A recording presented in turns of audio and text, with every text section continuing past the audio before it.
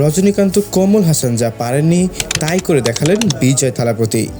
তার নামের মধ্যেই রয়েছে যেন জয়ের এক প্রভাব। অভিনেতা রাজনীতিবিদ থালাপতি বিজয়ের দল টিভিকে তামিলনাড়ুর ভোট গণনায় এখন পর্যন্ত 100-র বেশি আসনে এগিয়ে থেকে একক বৃহত্তম দল হিসেবে আত্মপ্রকাশ করেছে। ভারতের সংবাদ মাধ্যম ইন্ডিয়া টুডে এই ঘটনাকে অভাবনীয় কাণ্ড বলে উল্লেখ করেছে।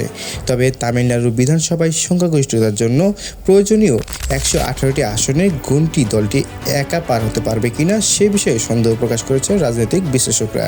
ইন্ডিয়া টুডের বিশ্লেষক অভিষেকদের মতে তামিলনাড়ু বিধানসভায় আসন সংখ্যা 238টি।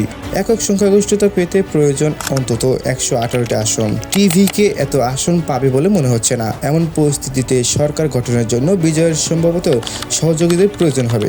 আজ সোমবার 4 মে ভারতের পশ্চিমবঙ্গ, আসাম, কেরালা, তামিলনাড়ু ও পুদুচেরিতে 2026 সালের বিধানসভা নির্বাচনের ভোট গণনা চলছে। তামিলনাড়ুতে এখন পর্যন্ত 106টি আসনে এগিয়ে রয়েছে বিজয়ের দল টিভিকে।